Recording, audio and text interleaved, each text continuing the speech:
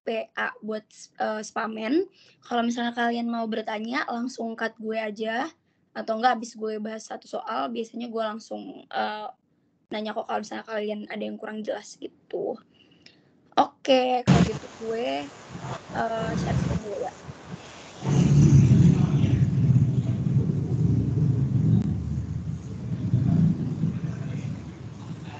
Ini screen gue udah kelihatan nggak ya?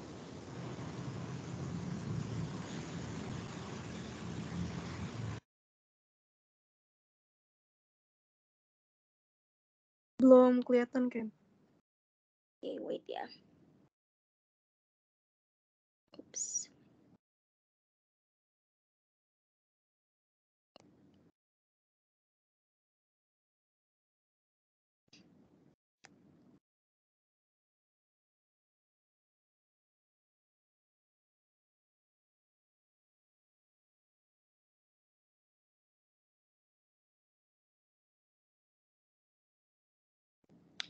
Oke, kalau sekarang udah kelihatan belum? Udah. Oke, kalau gitu kita langsung mulai ya. Ini gue mau bahas Mojako USPA tahun lalu. Jadi ini langsung udah ada jawabannya supaya cepet, tapi gue bakal jelasin one by one biar kalian paham. Oke, jadi for starter di sini kita bakal ngebahas problem pertama yaitu accounting for receivables atau untuk piutang-piutang kalau misalnya kita punya perusahaan gitu. Nah, di sini kalian dikasih informations dan juga dikasih kalian partial information gitu loh dari balance sheet kalian. Jadi kasih tahu data tanggal 31 Desember 2022 dan juga 2023. Nah, kalian di sini disuruh langsung prepare journal entries berdasarkan transaksi-transaksi ini. Jadi kalian langsung fokus aja ke situ. Nah, buat nomor 1 ini langsung diminta prepare journal entries for a sale of $5 million. Cost of goods sold is 50% of the revenue. Nah, ini seperti yang semester sebelumnya, kalian langsung aja kalau gitu bikin the journal itself. Nah, di sini kan nggak dikasih tahu tuh whether itu sale-nya credit or cash. Tapi kalau nggak dikasih tahu kayak gini dan juga kan ini tentang receivable ya. Jadi kalian langsung assume aja kalau ini tuh utang gitu. Nah, jadi kalau gitu langsung aja debitnya tuh bukan cash, langsung aja AR karena ini piutang. Sales revenue sebesar 5 million. Lalu kalian bikin COGS di debit, inventory-nya di kredit sebesar 50% of the sales. Ini kan bisa lihat langsung the formula. Sesimpel itu aja. Lalu lanjut, katanya di sini prepare the entry to record the write-off of uncollectible account during 2023. Jadi kalau konsep write-off uncollectible accounts itu adalah kalian nge-write off utang yang menurut yang udah nggak bisa lagi kalian harapkan gitu loh. Jadi kalian bikin akunnya tuh kayak gini. AFDA atau allowance for doubtful account-nya kalian kurangin karena kan allowance for doubtful account itu kalian kreditkan kalau bertambah. Nah, kalau misalnya kalian kurangin berarti kalian debitin. Nah, sementara awalnya kalian expect kalian bakal punya AR yaitu kalian debit tapi kalian kurangin karena kalian write off gitu. Jadi kalian taruh di kredit account receivable-nya sebesar 450. 450-nya dari mana? Kalian bisa lihat langsung dari soal. Kalau di sini tuh ada data during 2023 katanya return of uncollectible AR sebesar 450. Kayak gitu. Nah, yang ketiga, prepare the entries to record recovery of the uncollectible account 2023. Nah, ini maksudnya adalah kalian yang awalnya mikir kalau misalnya itu udah nggak mungkin lagi kalian dapetin duitnya, kalian ngutangin orang, tapi tiba-tiba tuh orang itu bayar, makanya namanya recovery kayak gitu. Nah, kalian disuruh bikin entries untuk record hal tersebut. Nah, kayak yang tadi gue bilang nih, kalau tadi kan kalian nyatetnya kayak gini. Nah, kalau kalian recovery, kalian balik aja jurnalnya. Jadi AR kalian debitin, AFDA-nya kalian kreditin. Logiknya di sini adalah kalian jadinya berharap kalian dapat duit gitu loh. Jadi AR-nya didebitin, AFDA-nya kreditin gitu. Wait. Oke, sebesar 270. Nah, ini juga kalian dapat dari soal langsung. Di sini 270 previously written of AR was recovered. Nah, selanjutnya kita moving on ke AFDA, ke nomor 4. Nah, di sini katanya prepare the entry to record bad debt expense at the end of 2023. AFDA 2023 kan kita udah tahu tuh balance-nya di soal tuh 132. Tahu dari mana? Kalian lihat nih di data during 2023 di sini. Katanya tuh AFDA ending balance itu AFDA ending balance itu 132. Nah, one thing yang kalian harus tahu tentang AFDA dan BDE ini, mereka tuh jumlahnya tuh selalu sama. Cuman it's just that they're polar opposite aja gitu loh. Kalau AFDA itu kredit, BDE itu pasti debit kayak gitu. Makanya kalau kalian mau tahu the adjustment buat BDE, kalian tuh pakai angka dari AFDA kayak gitu kasarnya. Jadi kita kan pengen tahu nih BDE-nya berapa. Ya udah kita pakai angka dari AFDA karena kan kita tahu AFDA-nya dari soal kan. Nah, kita tahu AFDA kreditnya itu adalah 55.000 beginning balance. Dapat dari mana beginning balance ini? Dapat dari soal. Kita lihat sini 2022 31st of December, allowance for doubtful accounts kita 55. Nah, ingat AFDA itu kredit selalu normal balance-nya. Makanya start off di sini.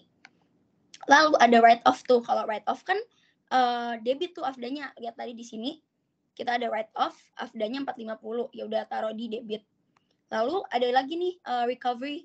Nah, recovery tadi kita di poin ketiga itu di kredit 270. Ya udah taruh aja 270 lagi. Terus ada adjustment yang terjadi nih karena kita lihat AFDA ending balance-nya itu 132. Nah, cara dapat adjustment-nya ini gimana? Kalian langsung aja pakai formula ini kayak ini beginning balance, kalian kurangin ini, habis itu kalian tambahin ini, lalu habis itu yang kayak gini deh supaya kalian nggak pusing, lihat aja dari sini. Basically kayak aljabar simple gitu deh. Adjustment-nya jadiin X gitu. Nah, kalau kalian udah pakai aljabar simple ini, kalian langsung dapet 257. Nah, berarti itu adalah adjustment yang terjadi. Jadi itu simpelnya kayak kalian itu udah bikin allowance-nya berapa di tahun itu. Tapi ternyata piutangnya itu lebih gitu loh yang terjadi. Nah, makanya kalian harus bikin adjustment di tahun tersebut. Nah, saat kalian posting, kalian bikin kayak gini nih jurnalnya. Berarti kalian nambahin allowance tersebut. Nah, kalau nambahin bad debt expense-nya kalian debit, AFDA-nya lagi kalian kredit karena kalian pengen nambahin allowance tersebut gitu. Kalian langsung naruh aja angka yang adjustment ini tadi. Jadi langsung bad debt expense 257, AFDA 257. As simple as that. Gitu. Lalu nomor 5, katanya determine the ending balance of AR. Determine the ending balance of AR receivable on 31st December. Ini, wait. Nah, kalau untuk itu kita langsung saja ngebikin kayak T-account lagi untuk AR. Ingat ya kalau misalnya kalian disuruh kayak entry record of bad debt expense atau determine the ending balance gitu-gitu, kalian tuh harus bikin kayak simple T-account gitu. Nah, untuk account receivable, kita tahu beginning balance kan, always start dari beginning balance. Nah, beginning balance kita tahu 420 dari mana? Dari soal ini nih, dari soal. Habis itu ada lihat aja tuh dari di atas tadi jurnal yang udah dibuat, ada nggak account receivable yang kita bikin akunnya? Ada. Yang pertama di sales ini nih. Nah, di sales itu debit 5 juta, lalu ada write off sebesar 450. Dilihat dari sini nomor 2 di kredit mengurangi saldo account receivable.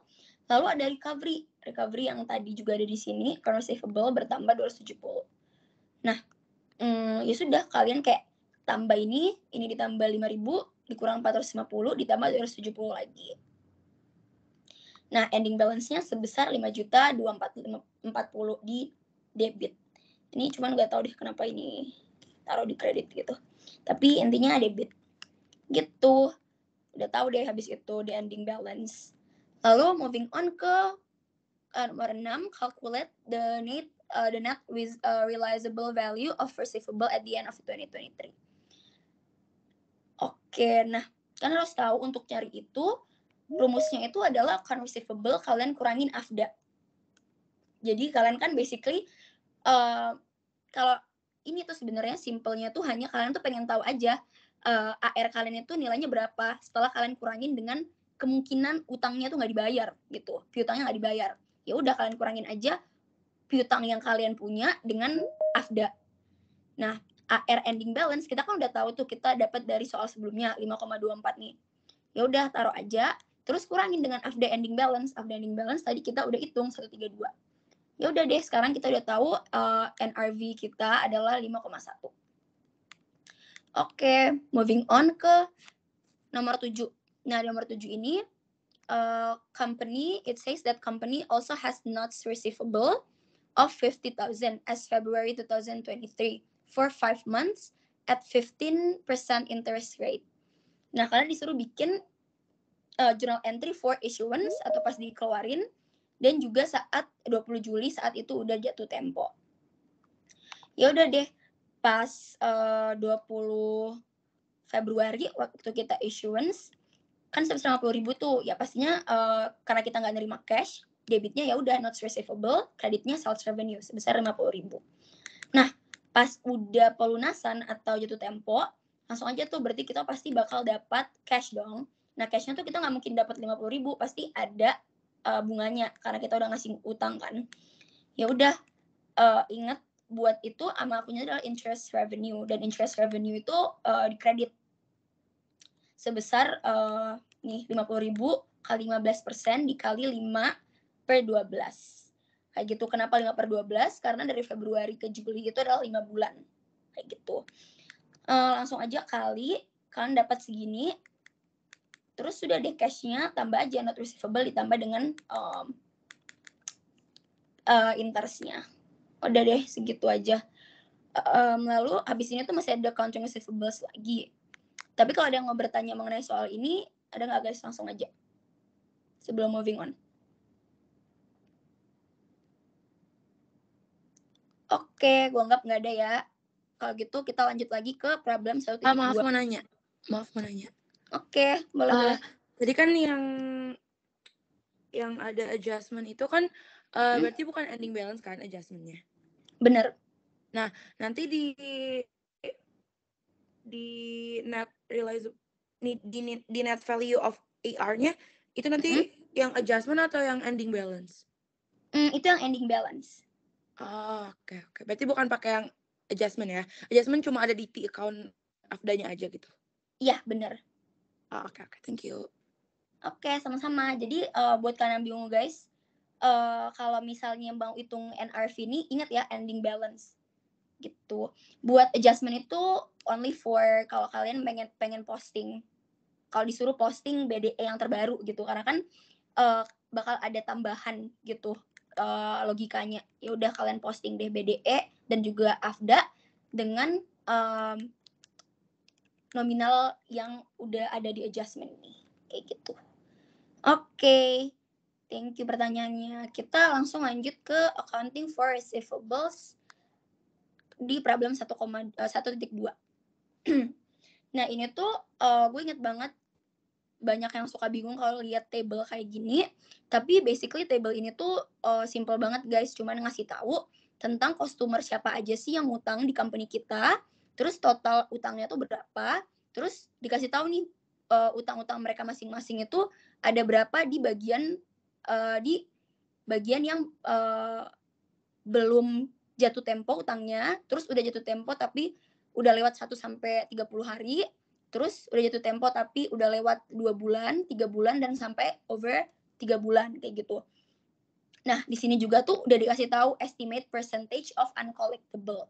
Nah, kalau kalian lihat sebenarnya kan bisa logic this out gitu sih, kayak dia tuh kalau misalnya not yet due atau belum jatuh tempo, persenan estimated uncollectible dia tuh masih kecil karena ya udah ya kayak belum jatuh tempo juga, kalau dia belum bayar kemungkinan dia nggak bayar utangnya itu masih kecil.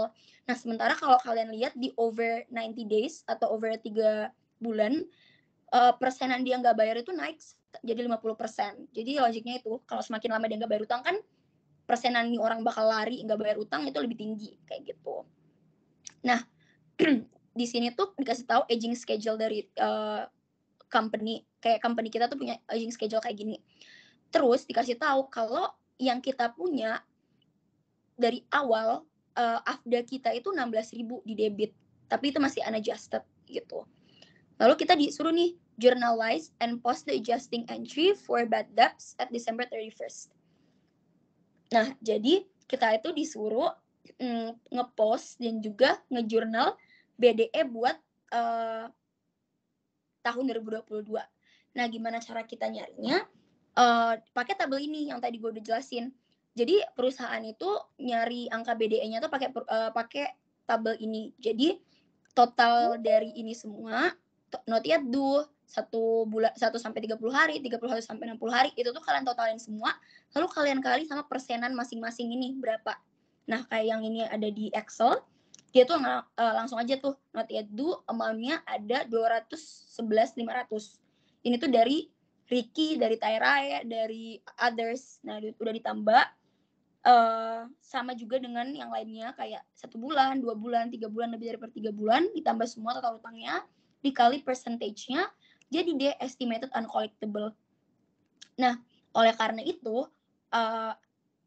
total BDE dari ZB satu company ini adalah 57 ribu ini. Nah, ini tuh nanti bakal jadi ending balance gitu. Nah, kita kan tahu tuh tadi di sini unadjusted AFDA kita adalah 16.000. Nah, kayak tadi yang gue bilang lagi, AFDA dan BDE itu saldo mereka tuh selalu sama. Kayak angka mereka tuh the amount of their number itu selalu sama. Bedanya AFDA itu kredit, BDE itu debit gitu. Nah, di sini kan kita pakai AFDA nih. Kita tahu AFDA itu debit 16.000. Nah, terus kita tahu the ending balance of AFDA itu adalah 57.000. Ending balance of BDE itu 57.000. Berarti kita juga bisa pakai angka tersebut untuk AFDA. Nah, 57.000 itu adalah ending balance. Berarti adjustment yang harus kita lakuin adalah dikurangin aja nih 57 kurang 16. Di mana itu bakal jadi di kredit. Nah, kita udah dapat nih 41.000. Berarti itu akan kita post. Ini kayak pertanyaan yang tadi juga. Ini tuh logikanya ya udah kayak realisasinya tuh segini, utang yang harus kita piutang yang harus kita bikin allowance. Sementara yang kita bikin dari awal itu dari tahun sebelumnya itu cuma 16.000. Nah, berarti kita harus ngepost dong, kita harus ngelakuin sesuatu mengenai adjustment itu. Ya udah, ini adjustment akan kita buat. BDE di debit segini, AFDA di kredit 41.000 juga. Dapatnya dari mana? Dari adjustmentnya. Oke, sesimpel itu aja. Lalu nomor 2, kita moving on. Di sini katanya disuruh journalize and post to the allowance account the following events and transaction in the year 2023. Now, on March 31st, a 2,000 customer balance originating in 2022 is judged uncollectible. Nah, ini artinya piutang customer kita itu akhirnya kita judge sebagai uncollectible. Kalau utang itu kita judge jadi uncollectible, kita tuh bikinnya langsung akun kayak gini.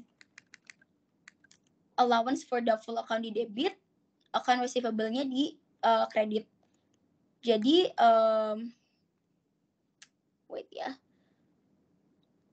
Jadi logikanya itu kita expect utang ke mereka, tapi ini nggak jadi nih, nggak bakal bisa dia bayar nih duitnya. Ya udah, account receivable kita kurangin, jadi di kredit, AFDA-nya di debit sebesar 2.000 gitu. Nah, selanjutnya yang B, ternyata cek tersebut whose account was already written off. A check is written off. A check, kita dapat cek 2.000 dari customer yang tadi kita kira tuh udah nggak bayar, yang udah kita uncollectible gitu loh awalnya. Nah, kalau kayak gitu kan harus bikin 2 akun kayak gitu. Ingat ya guys, kalau misalnya ada kayak customer yang sebelumnya itu dia uncollectible, tiba-tiba dia bayar, jadi ada recovery. Kalau ada recovery kayak gini, kalian harus bikin 2 akun. Nah, akun yang pertama pastinya pas kalian nyatet tadi itu kalian balik akunnya. Nah, lihat nih. AR-nya yang tadinya di kredit diubah jadi di debit, AFDA-nya jadi di kredit kayak gitu 2.000. Lalu habis itu ada lagi akun yang jurnal yang kalian buat, yaitu kalian dapat cash. Ya udah deh, cash-nya debit, AR-nya sekarang udah kredit atau udah dikurangin, tapi kurangnya kan ada balasannya ya, dapat cash kayak gitu. Beda sama yang tadi ini dikurang tapi balasannya nggak dapat apa-apa gitu. Terus nomor 3 di sini, journalize the adjusting entry for bad debt on December 31st, assuming that the unadjusted AFDA is credited for 2,000 and the aging schedule indicates that the total estimated bad debts will be 42,000. Jadi di sini tuh basically kita disuruh bikin adjusting entry for BDE. BDE itu bad debt expense. Assuming that AFDA itu kredit 2.000. Nah, kita bikin itu account-nya BDE. Nah, kita tuh udah dapat informasi kalau misalnya AFDA-nya itu kredit 2.000. Yang tadi gue bilang lagi, AFDA dan juga BDE itu selalu berkorelasi angkanya. Kalau misalnya kita tahu sini AFDA kredit 2.000, ya berarti kita buat BDE, di BDE di account-nya 2.000 juga di kredit gitu. Nah, terus dikasih tahu the aging schedule indicates that total estimated bad debts will be 42.300. Itu berarti adalah ending balance dari BDE kan. Ya udah kita cari adjustment-nya, kurang aja lagi. Kalau udah dapat kurang, lagi-lagi pasti kalau kita posting akunnya bakal kayak gini. Bakal BDE to AFDA. Sebesar berapa? Sebesar the adjustment, bukan the beginning balance. Kayak gitu. Udah deh buat account receivable ini. Ada yang bertanya nggak? Atau ada yang kurang jelas, guys?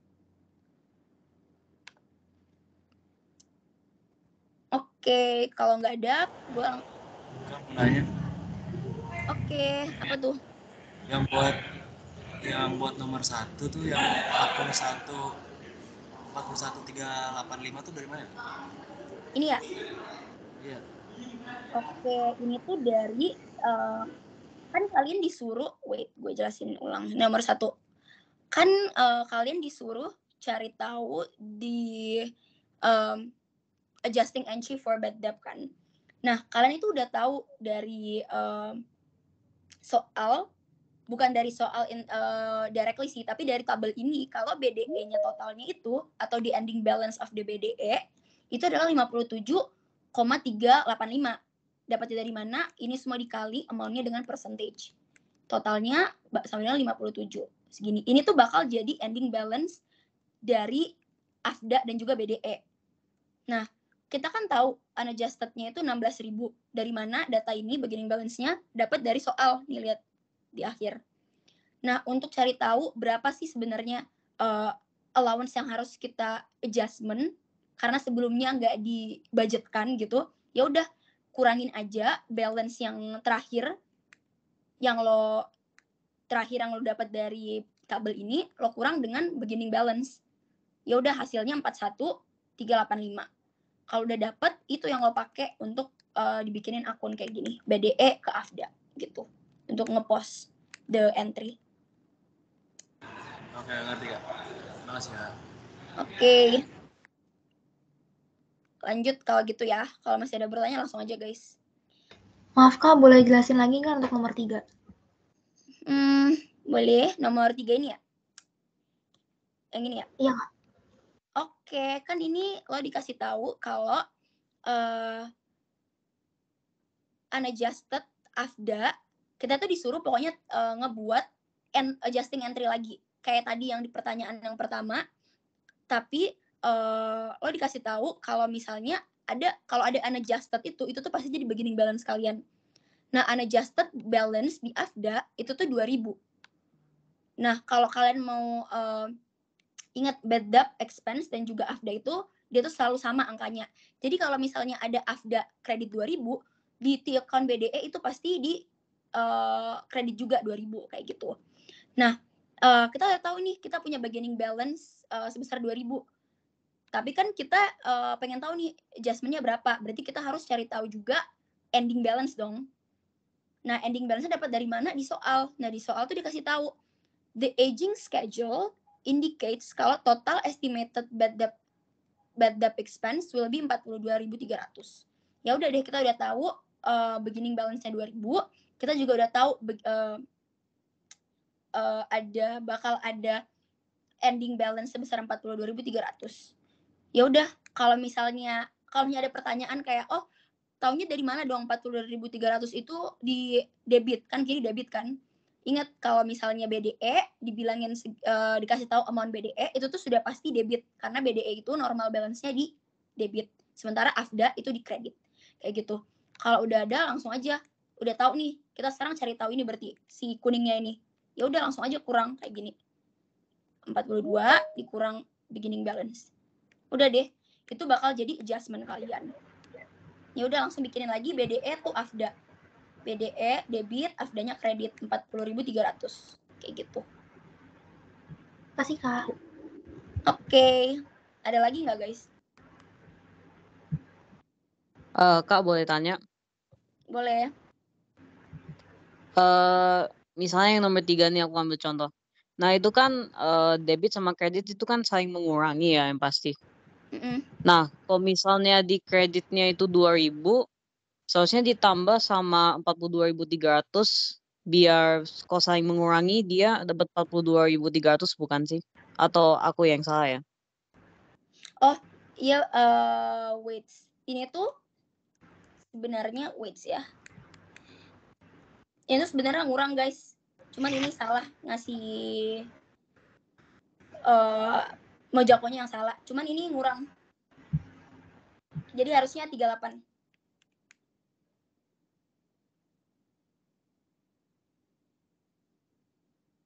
Coba gue masuk nggak ya? Kenapa 38 ya? Soalnya kan Bukan kalau di 38. soal dia Enggak udah bener. Iya. Jadi 42. Cuman ini wait ya.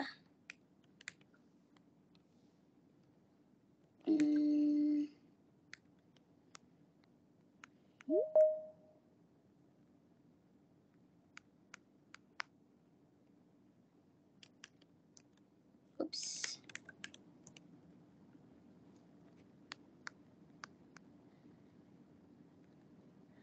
Wait ya, gue cek ulang nih soalnya.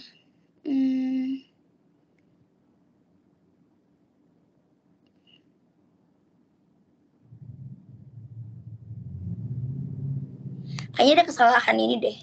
Kesalahan soal. Tapi yang penting itu kalian ingat aja kalau ini tuh pasti kalau misalnya BDE dikasih tahu kayak gini, indicates total estimated yang 42. Terus BDE kan pasti debit tuh. Ya udah kan pasti harus taruh di kiri. Cuma ini kayaknya ada kesalahan soal aja sih. Ini gue ambil di Mojako kayaknya ada error. Cuman supposedly it works. Wait ya.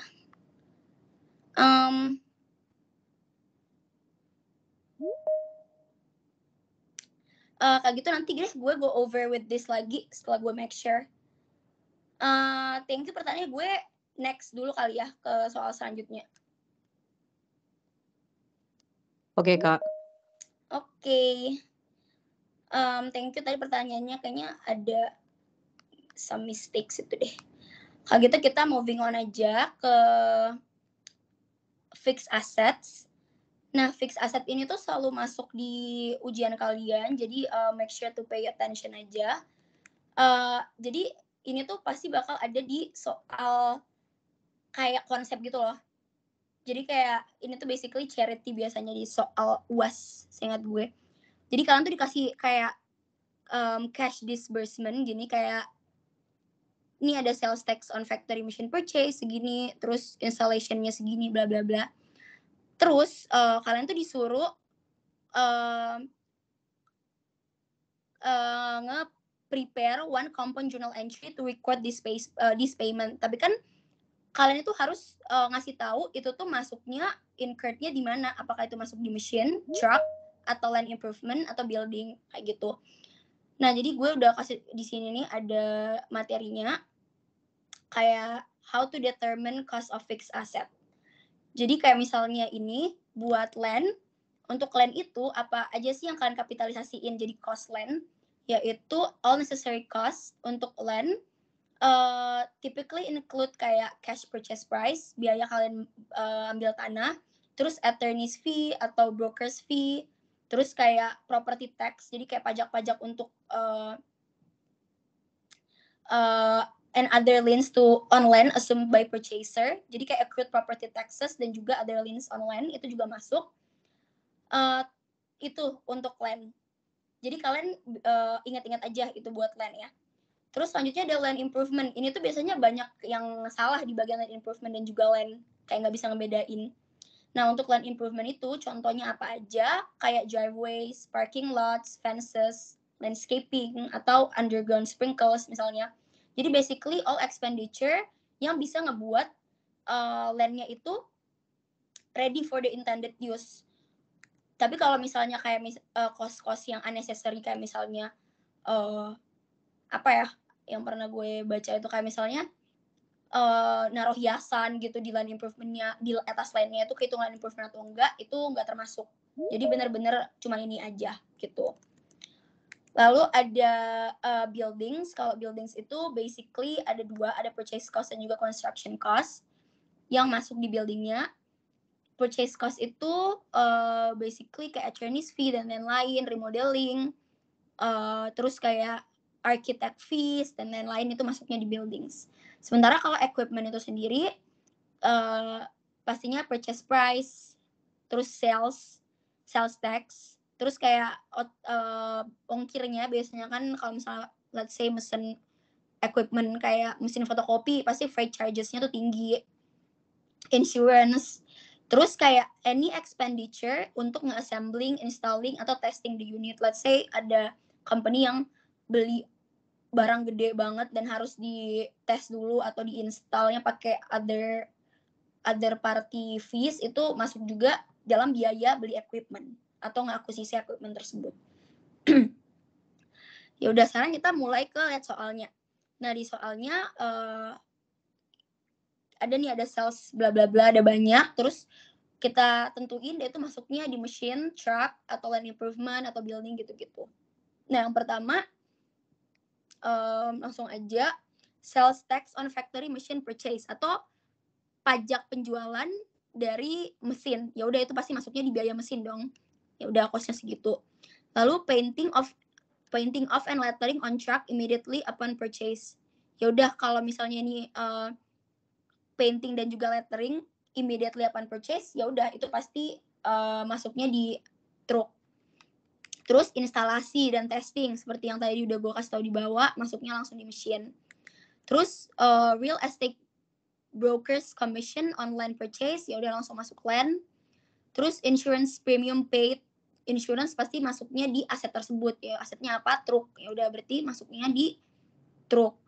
Terus cost of landscaping on property purchase.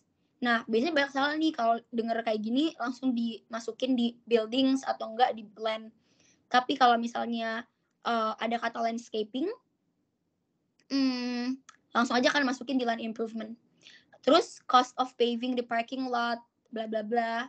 Biasanya karena ada kata building, orang-orang masukinnya di building, padahal itu tuh masuknya di land improvement. Ingat aja kalau ada kata paving atau kayak parking lot, itu land improvement. Lalu ada expenditure for remodeling roof, floors, wiring, bla bla bla. Itu masuk di building seperti yang gue jelasin sebelumnya yang ini. Terus ada yang terakhir, architect fees juga ada di building. Seperti yang gue taruh juga di sini. Berarti masuk di building. Gitu. Nah, ini basically di summary aja. Cost-nya berapa, land, terus land improvement totalnya berapa. Jadi yang double-double disatuin aja gitu. Kayak misalnya land kan ada dua nih, langsung aja tambah yang ini sama yang ini. Dan so on gitu. Lalu compound journal entries itu kayak gimana? Kayak gini. Kalian tulis cash yang kalian acquire apa aja. Terus kreditnya atau kontrak account-nya adalah cash yang berkurang 64.500. Oke, itu aja. Ada yang bertanya nggak untuk ini?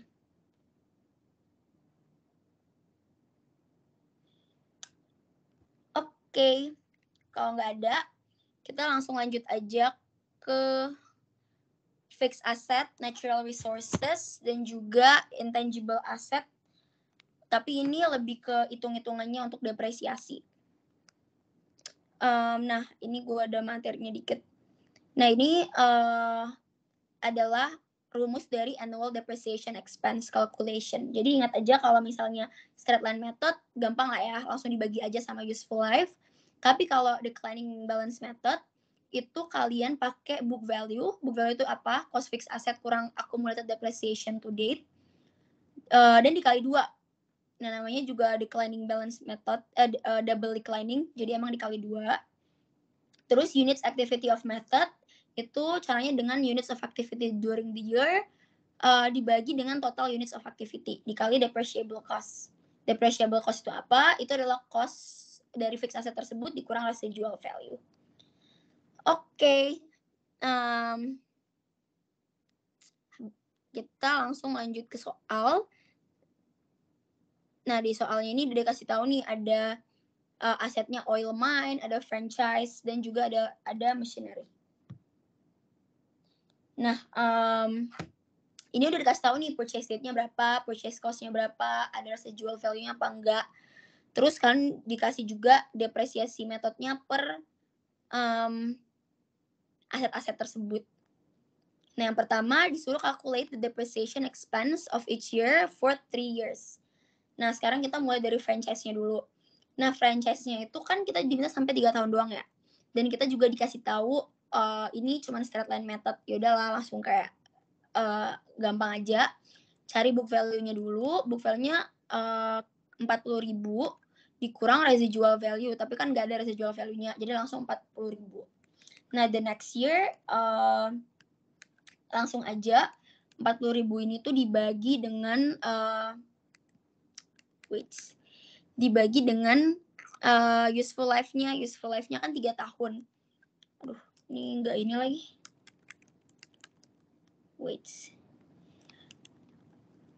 Habis itu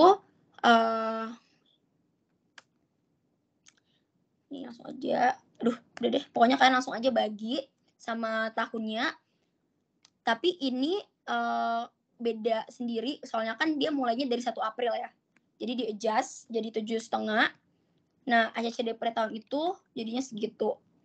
Nah, untuk tahun depan karena udah 1 tahun langsung, ya udah langsung aja 40 bagi 4 yaitu 10. Jadi 10 ACCD pre-nya segini, accumulated depreciation itu adalah total depre-nya guys. Jadi total depre tahun ini kan 10. Tahun lalu ACCD pre-nya 7.500. Kalian tambah aja jadi 17.500. Book value-nya berapa tahun itu? Kalian langsung aja kalau untuk tahunnya itu book value tahun lalu dikurang sama ACCD pre. Gitu. Nah, sorry banget ya, gue nggak tahu ini kenapa di Mojako nggak ada rumusnya. Cuman basically itu. Nah, selanjutnya untuk double declining itu sendiri biasanya tuh orang nggak kayak gini sih kerjanya. Biasanya pada adain satu table lagi untuk nulis rate-nya. Nah, cara cari rate dari double declining itu adalah yang tadi nih gue kasih tahu 1 per useful life dikali 2 gitu. Nah, kan kita tahu tuh kalau machinery-nya tuh umurnya 4 tahun. Ya udah langsung aja 1 bagi 4 kali 2. Nah, kita tahu 0,5 atau 50%. Nah, 0,5 ini nanti jadi rate-nya rate untuk depresiasi machinery. Nah, let's say kita tahu nih book value-nya kan 5,8.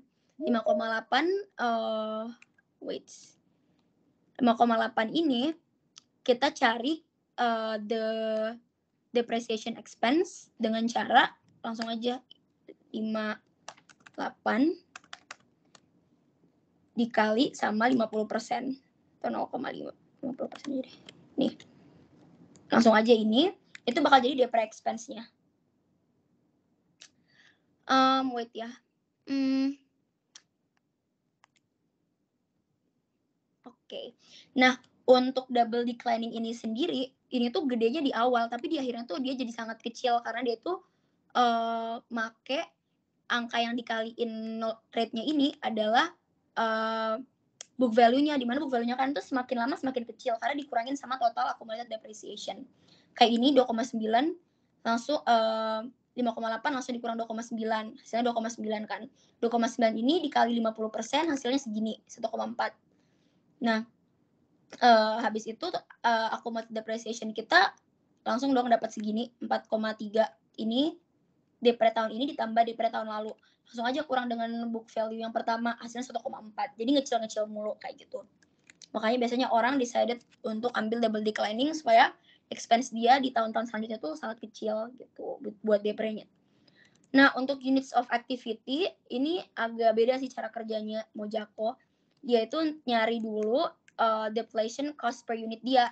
Caranya dengan cari total cost kurang residual value yaitu 60.000 terus dibagi total estimated units available yaitu 7.000.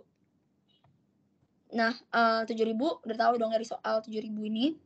Nah, habis itu udah dapat tuh deflation cost per unit. Nah, habis itu nanti ini kan sebenarnya kalau mau gampang itu bisa langsung pakai yang kayak gini. Jadi dikaliin depreciable cost atau cost of fixed asset dikurang residual value. Tapi dia tuh nanti kalinya tuh di akhir nih. Jadi kan udah dikasih juga tuh di soal kalau misalnya tahun 2020 yang diambil units dari oilnya tuh cuma 230 ton. Terus 2021 segini, 2022 segini. Gitu. Nah, ini kalian bisa lihat langsung dari sini. Basically ini adalah accumulated depreciation-nya di sini. Kan udah dapat nih 60.000. Habis itu langsung dikali aja, ntar dapat depresi dari year 1 kan 230 dikali sama deflation cost per unit yang tadi udah dicari segini, hasilnya segini. Accumulated depreciation tahun pertama sama berarti, lalu dikurang di book value pertama hasilnya ini. Lalu habis itu dicari lagi nih untuk tahun kedua, gimana caranya pakai cara yang ini tadi 130 dari soal, lalu habis itu dikali deflation cost per unit. Nah, itu adalah depreciation expense. Nanti accumulated-nya ini semua, lalu book value-nya ini semua. Jadi basically pattern-nya kayak gitu. Nah, habis itu ini nomor 1 dan nomor 2 guys. Kan nomor 2 itu ditanyanya the net book value of each asset. Ini book value-nya kan each asset ini nih. Kalian bisa langsung tahu aja dari tabelnya. Jadi kalau kalian buat tabelnya kayak gini, itu udah langsung include nomor 1 dan nomor 2. Nah, nomor 3, kalian disuruh ngejurnal depre itu atau amortisasi tersebut. Nah, kalau depre kan mesin ya. Nah, ini kan tahun 2022. Kalian lihat aja buat mesin untuk 2022 depresiasinya 700. Ingat kalian kalau hanya disuruh bikin untuk per tahun, kalian itu pakai depre expense yang di tahun tersebut aja, bukan akumulasi. Kalau akumulasi kan udah dari tahun-tahun sebelumnya. Jadi itu bakal salah kalau kalian pakai itu. Jadi langsung aja depre expense, ACC depre, tapi jangan lupa tulis machinery-nya karena biasanya dalam balance sheet itu ada banyak depre. Bisa depre building, depre lain-lain. Jadi kalian tulis depre machine segini. Terus kalau franchise kan itu amortization. Ingat kalau misalnya franchise atau other intangible asset itu tuh pakai amortization. Nah, amortization expense, kreditnya apa? Kreditnya langsung the asset itself atau franchise. 10.000 dari accumulated depreciation di Desember 22. Nih. Lalu terakhir, kalau misalnya depletion, itu debitnya tuh inventory. Ini kayaknya salah deh. Wait ya. Ini salah guys, wait Mojakonya. Ini tuh supposedly kayak gini. ACC, bukan ACC, depletion expense ke debitnya. Debitnya itu bakal inventory. Jadi inventory dia berkurang kan udah ya kayak logikanya tuh kayak yang kedua tadi franchise, ya udah franchise-nya berkurang. Ini inventory-nya berkurang. Inventory-nya apa? Yaitu oil gitu. Angkanya sama. Lalu nomor 4 adalah disuruh journal entry for machinery disposal which was sold on March 31st for cash sebesar 7 juta. Nah, jadi mesin kita ini kita jual. Nah, kalau misalnya kita jual, kan kita harus tahu nih apakah kita untung atau rugi ngejual si mesinnya ini di 2023. Nah, kita lihat juga dulu nih journal entry kita untuk 31 Januari di depresiasi mesin tersebut. Kan at least kita harus ngitung kan depresiasinya totalnya berapa. Nah, depre untuk mesin itu di 31 Maret adalah 9625. Ini dari mana? Ini kalian lihat dari kalian ikutin aja dari ini bulannya kan 31 Maret, berarti udah 3 bulan dari bulan tersebut. Jadi gini aja. Kan tadi kalau mesin 40.000 ya. Oops, wait. 40.000 bagi 4. Oh, salah sih. Oh, ini tuh totalnya, wait guys. Ini di mana sih?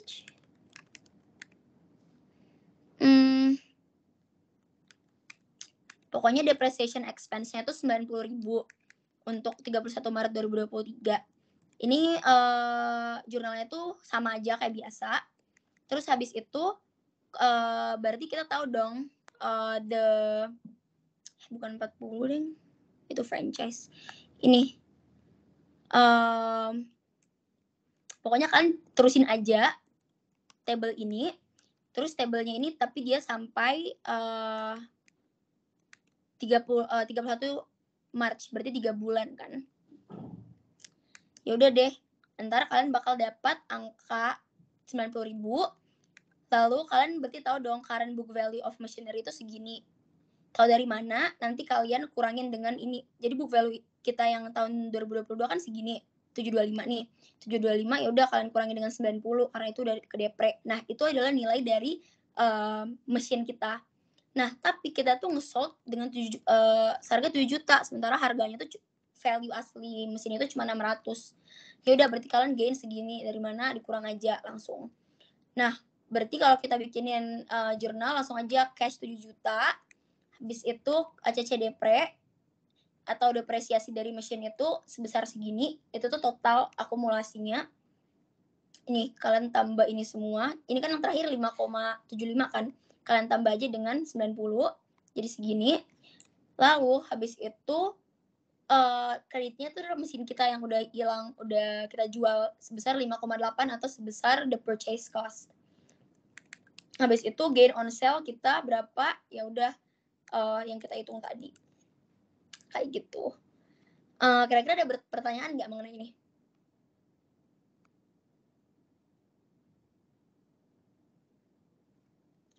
Oke, kalau nggak ada, kita moving on ke current liabilities. Nah, current liabilities ini basically utang jangka pendek dari perusahaan aja. Cukup simple sih, jadi make sure kalian di UAS jangan sampai miss out bagian ini. Nah, dikasih tahu kita ada informasi balance sheet parsialnya, yaitu account payable 36,5 sama sales tax payable kita 9.000 dan juga unearned service revenue kita 9.000. Nah, pertanyaan kita disuruh journalize all this transaction above. Ya udah, yang pertama kan kita barau 6.000 dari PT Wakewan on a 3-month non-payable with interest rate of 5%.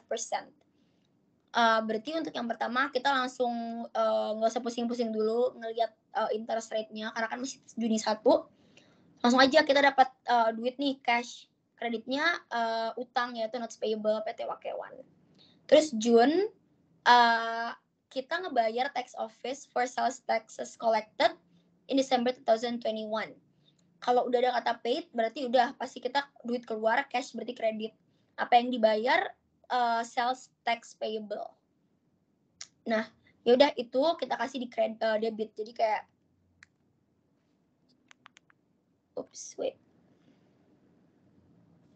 kayak gitu. Terus sebesar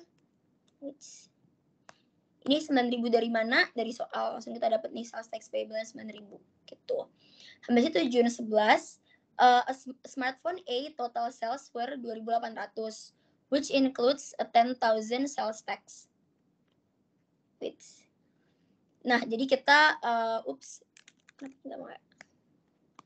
basically kita ngejual dan kita dapat cash nih 2.800, tapi ingat kita ada sales tax 10%, ya udah kita jangan lupa kita kaliin 10%. Nah, 10% itu ntar bakal jadi sales tax payable kita. Sales revenue kita adalah bayaran itu yang udah dikurang sama sales tax payable. Karena ini include ya guys, includes the tax. Nah, June 17, smartphone B total sales were 1.800. Tapi ini exclude. Nah, ini bedanya bedanya dari tadi. Nah, kalau exclude itu lo langsung aja mulainya dari kredit, yaitu sales revenue kita 1.800 kan. Sales tax payable kita 10%, ya udah ini lo kali sama sales revenue. Nah, untuk kita tahu dapat cash berapa, lu tambah deh ini berdua. Ya udah dapat cash 190. Lah, selanjutnya June 21st dikasih tahu kalau PT ZB1 ini sold 5.200 smartphone C under a warranty. The cost to repair defects under the warranty is estimated at 4% of the sales price. Jadi dia kan ngejual barang nih, barangnya tuh ada warranty-nya. Nah, warranty dia based on sales price gitu. Biasanya itu beda-beda guys, kadang sales price, kadang apa gitu. Pokoknya beda-beda deh. Yang penting kalian make sure aja, oh ini sales price. Kadang juga COGS gitu-gitu. Nah, ya udah ingat kalau mau untuk nge-account the warranty, akunnya tuh kayak gini, warranty expense di kredit, warranty liability itu masuk hitungannya tuh utang, itu di kredit. Nah, 208 ini langsung aja 5.200 ini di soal kalian kali 4%. Nah, kata lagi yang terakhir, unearned revenue was collected on May 31st for service to be performed monthly from June ke Oktober. Nah, berarti ini kan ada unearned service revenue dulunya kan. Nah, tapi unearned service revenue ini akhirnya udah di-perform. Jadi kan dulu unearned service revenue kan hitungnya tuh utang ya. Tapi karena udah terjadi, udah collected, ya udah langsung aja gini jurnalnya service revenue di kredit. Kan service revenue emang kredit kan normal balance-nya. Jadi kalau udah lakuin, jadinya ke service revenue, unearned service revenue-nya sebagai utang di debit atau dikurangin sebesar 1.960 gitu. Abis itu ini kan kalau dari mana kita kan tahu kalau misalnya unearned service revenue-nya itu totalnya 9.800 dari soal kan. Nah, abis itu tahu nih di sini kalau misalnya service to be performed Juni sampai Oktober, which is 5 months kan. Ya udah jadinya 1/5 kalian kali, karena ini 1 bulan aja. Jadi karena monthly, jadi langsung aja 1/5 gitu. Lalu lanjut, journalize necessary adjusting entries at June 31st for the outstanding notes payable. Nah, di sini kita disuruh bikin journalize adjusting entries for outstanding notes payable. Nah, kan tadi pertama kita ngejual, kita punya notes payable kan. Nah, itu kita basically mau bayar aja sih interestnya. Ya udah langsung aja dikali 1/12 karena itu masih bulan pertama, karena masih akhir Juni. Terus dikali 5% deh. Udah 25. Interest expense to interest payable. Lalu ke C, kita disuruh prepare the current liability section of statement of financial position. Nah, kalian jangan lupa kalau current liability pasti di atasnya ada AP kan, account payable. Ini dapat dari mana AP-nya? Kalian lihat di soal tuh dikasih tahu nih. Tuh, account payable ada 36.000. Terus notes payable kalian tulis duin berapa bulan, 6.000 dari sini. Lalu interest payable, sales tax payable, dan unearned service revenue. Itu kalian tambahin aja. Lalu udah deh, Ini adalah your partial statement of financial position. Oke, ada pertanyaan nggak guys untuk ini? Kak, aku izin nanya, tapi boleh soal sebelumnya nggak? Soal tadi internetnya mati terus keburu pindah soal. Oh, boleh. Yang di Dulu soal ya? sebelumnya itu yang ini, itu kita dapat depreciation expense 90.625 dari mana ya BTW? Yang mana? Yang 31 Maret 2023 kita dapat depreciation expense 90.625 itu dari mana ya Kak BTW? Jadi ini tuh ini ya. Aduh, ini keyboard gue nggak bisa lagi. Wait ya.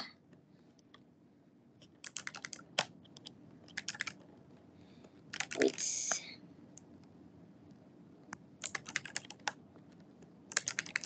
Oke deh, nggak bisa nih. Oke, jadi ini tuh kan untuk machinery kan. Nah, machinery ini kan bisa kita udah bikin nih tabelnya tadi. Nah, di tabelnya tadi ini sayangnya cuma sampai 31 Desember kan. Nah, kalau misalnya kalian panjangin lagi nih tabel, tapi cuma sampai Maret. Nih, 31 Maret, kalian tuh bakal dapat angka segini. Hitungannya ini deh, wait gue bikinin. Wait guys, keyboard iPad gue lagi acting up. Oh, gue lupa gue matiin Bluetooth. Oke. Nah,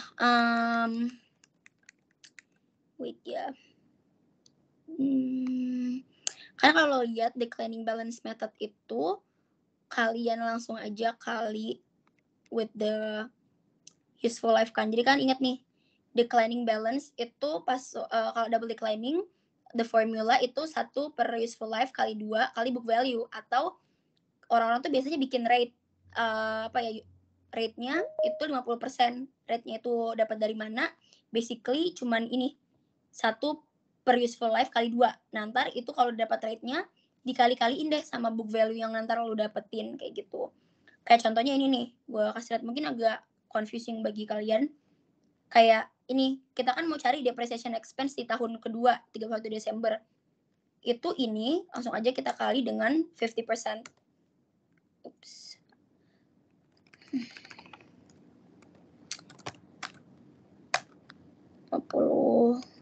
Kali 50%.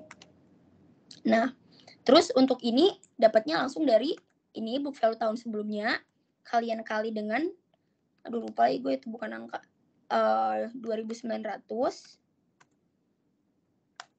kalian langsung kali sama 50%. Udah sama kan? Nah, the same goes dengan nanti di tahun 2023 misalnya ada nih.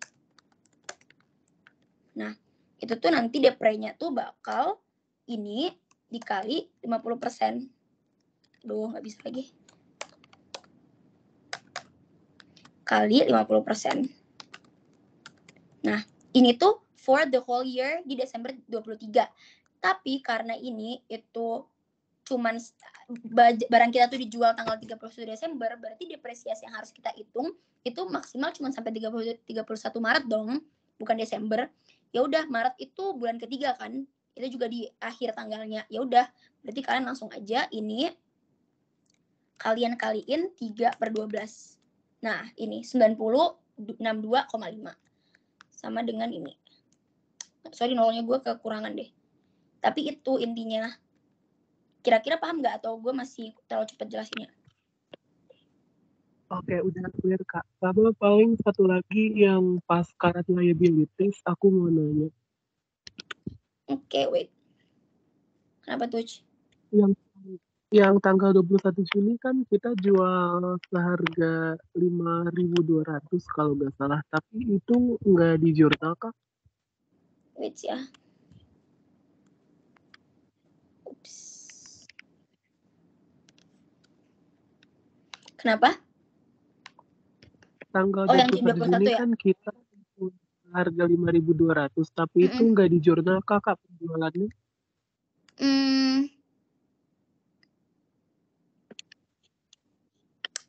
sebenarnya gue kalau misalnya nemu soal kayak gitu, gue bakal tetap buat jurnalnya sih.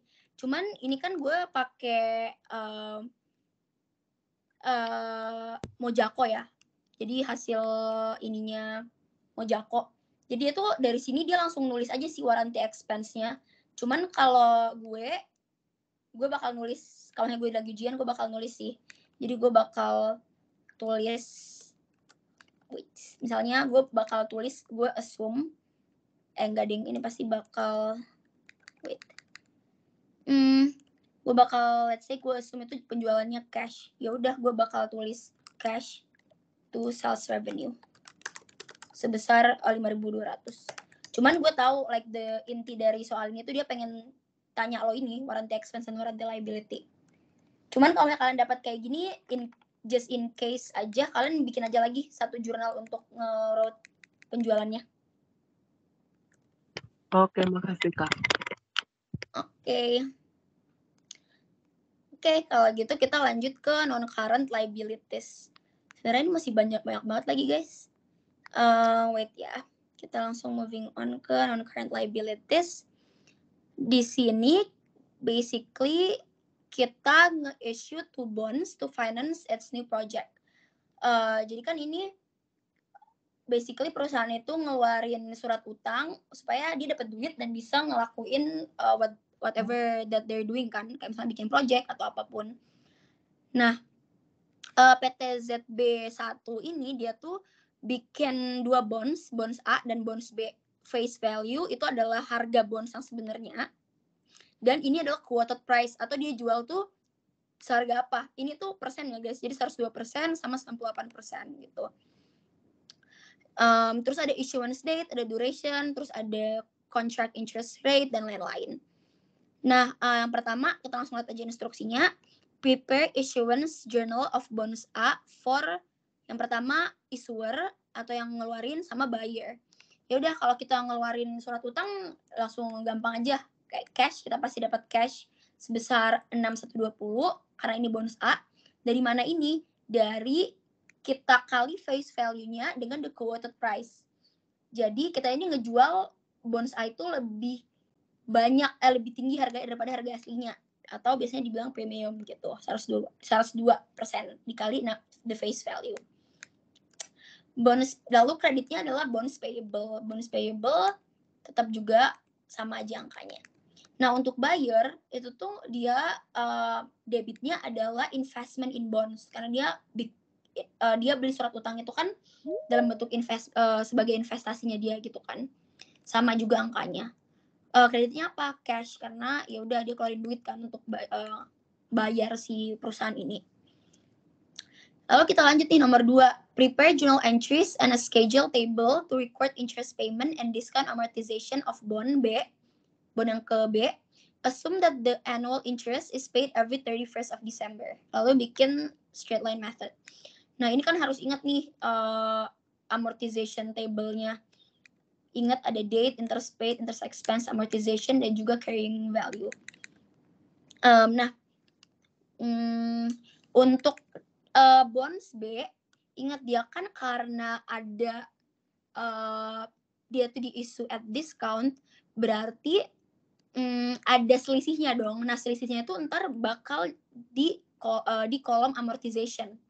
Kayak gitu logikanya. Jadi, carrying value di tahun pertama itu bakal lebih rendah daripada 12.000. Tapi at the end itu carrying value-nya tuh bakal reaching out to 12 juta. Di mana itu adalah face value-nya kayak gitu. Ya udah kita kasih carrying value 11.760 dari mana? Dari 12 juta kali 98%. Nah, terus ingat tahun selanjutnya kita udah mulai bayar interest dong. Kita kasih ke investor kita duit. Sebesar apa? Sebesar 15%. Dapat dari mana? Lihat nih contract interest rate di sini. Oops. Oke.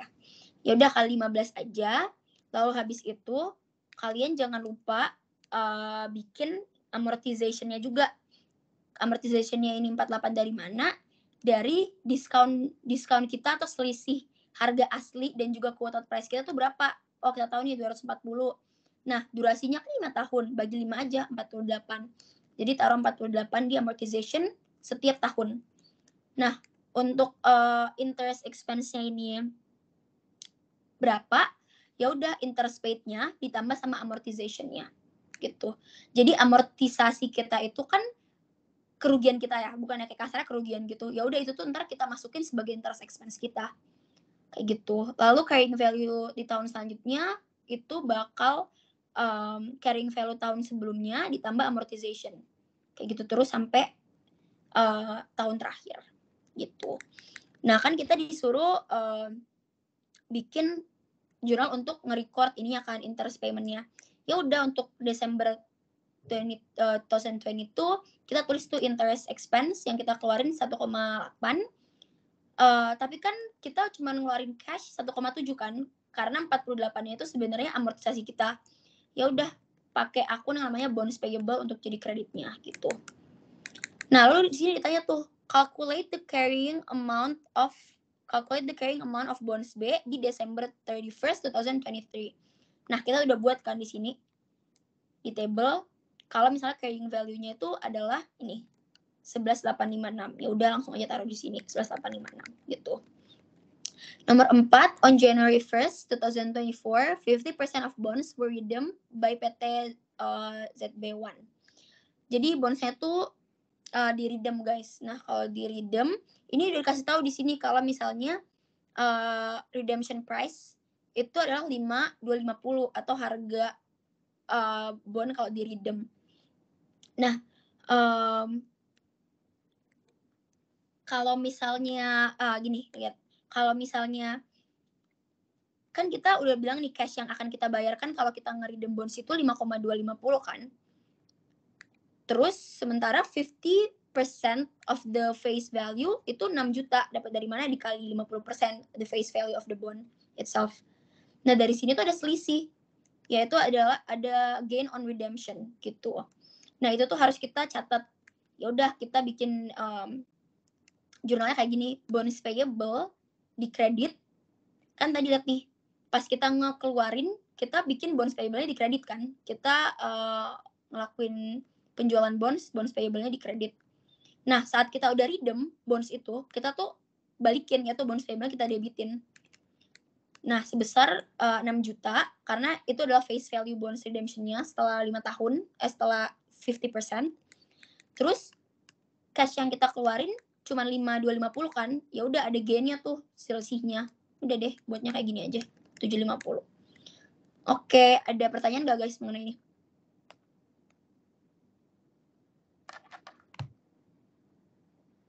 Oke, kalau nggak ada, kita langsung moving on ke non-current, ke corporation yang selanjutnya.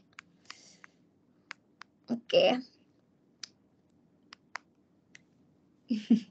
Oke, nah corporation ini basically tentang kayak equity gitu aja sih, kayak share dan lain-lain. Nah, di sini kita udah kasih lihat equity section dari this company.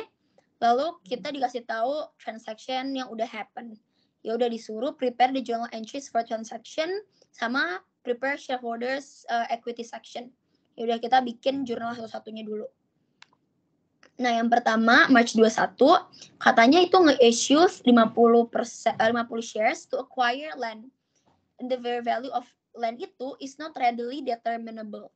Artinya nggak value dari land itu tuh belum bisa ditahu value landnya berapa.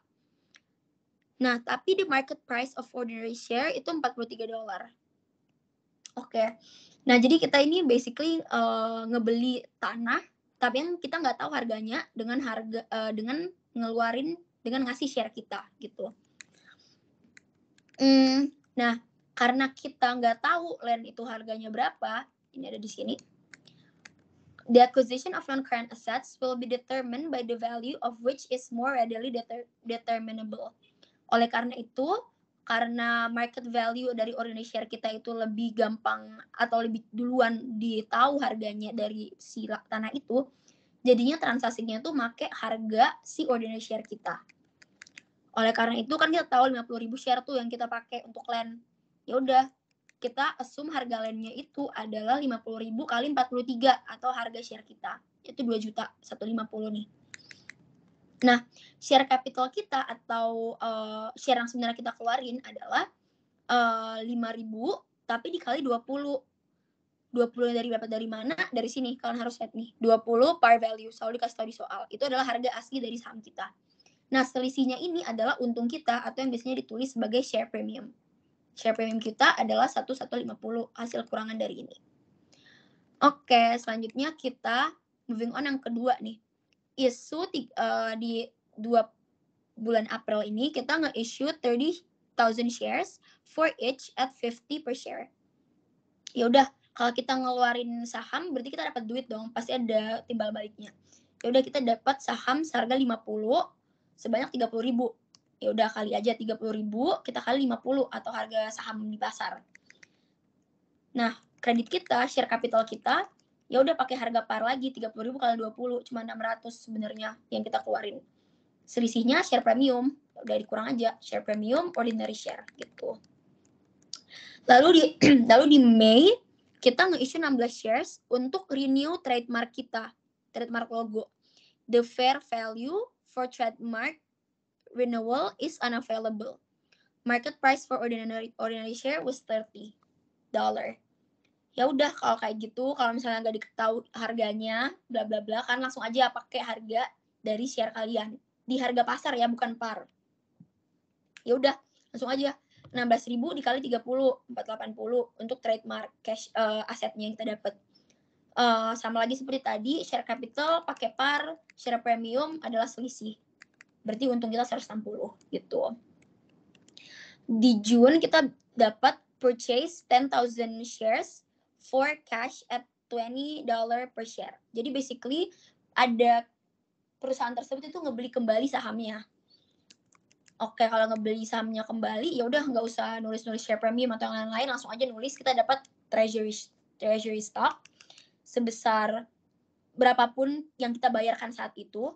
Jadi ini kan kebetulan nih share-nya ini seharga sama par.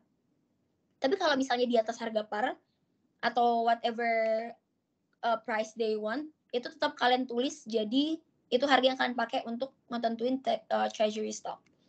Ya udah, 10.000 kali 20 cash dikeluarin harga yang sama juga.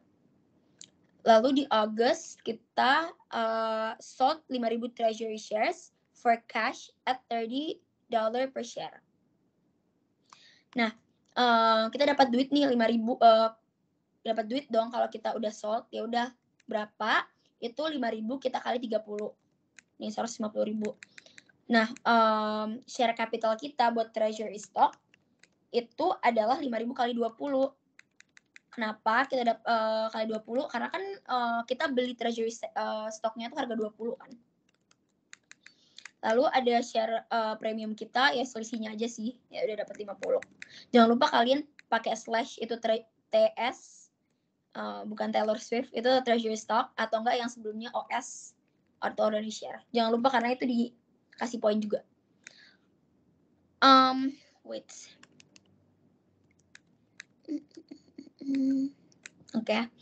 Lalu lanjut di August ini ada announce for 5-for-1 stock split. Itu artinya stok dia sekarang dipecah-pecah. Kalau awalnya itu 1 doang, itu sekarang bisa 5 orang yang pegang, kayak gitu deh. Dibagi 5 pokoknya. Nah, kalau cuma announce, itu tuh nggak ada entry-nya. Jadi ingat, kalau cuma announce, no entry aja. Nah, bulan selanjutnya, declare. Nah, kalau udah ada kata declare, itu udah ada tuh yang kalian tulis. Nah, declare $0.5 cash dividend per share for ordinary share. Ya udah deh, kita kasih cash dividend, terus di kreditnya itu dividend payable. Kenapa masih payable bukan cash? Karena ini kan masih declare ya, belum paid out the dividend.